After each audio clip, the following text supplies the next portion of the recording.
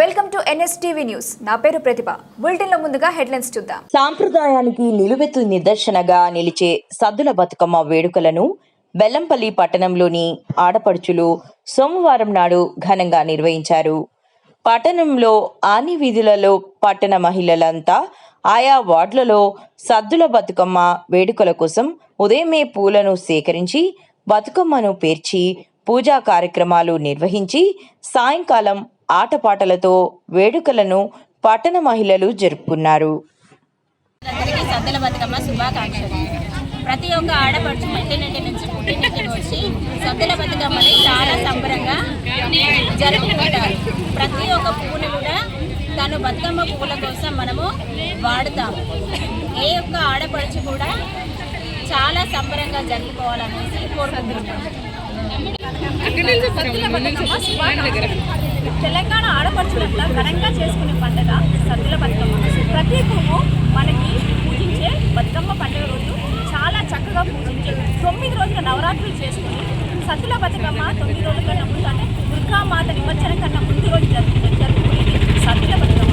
తెలంగాణ ప్రజలకి హృదయపూర్వక సద్దుల బతుకమ్మ శుభాకాంక్షలు. ధన్యవాదాలు. సద్దుల బతుకమ్మ శుభాకాంక్షలు. 23వ వార్డు సంబరాలు చాలా ఘనంగా జరుపుకుంటున్నాము.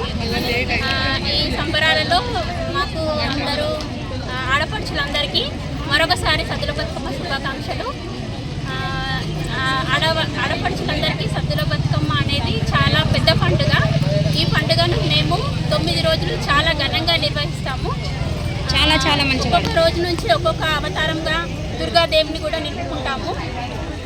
ఈ గల్లీలో ఈ హనుమాన్ బస్తీలో ఈ విశేషంగా ఈ పూజలు కానివ్వండి, బతుకమ్మ కానివ్వండి, చాలా పెద్ద సెలబ్రేషన్గా జరుగుతుంది ఎప్పుడైనా కూడా. మరొకసారి అందరికీ బతుకమ్మ శుభాకాంక్షలు. మేము అమ్మ వాళ్ళ కాడ నుంచి మేము చూసుకుంటూ వస్తున్నాం.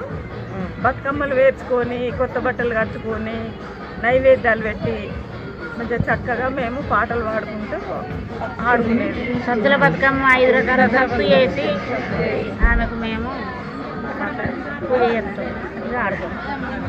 5 రకాల సద్దుల బతుకమ్మకు సద్దు పిండి పెట్టి దోసకాయ పెట్టి రకరకాల పువ్వులు తెచ్చి బతుకమ్మ వేసి మేము ఎల్లప్పుడూ అమ్మవారిని చక్కగా కొలుచుకుంటూ ఇట్లనే మా 28 వార్డుల మహిళలందరం ఒక్క మాటతోని మేము ఎప్పుడైనా అందరం ఇట్లాగే ఆడాలని, ఎప్పుడు ఇట్లనే ఉండాలని మనస్ఫూర్తిగా కోరుకుంటున్నాం. 30 సంవత్సరాల నుండి ఇట్లానే ఆడుతున్నాం, ఇట్లాగా ఆడాలని కోరిక.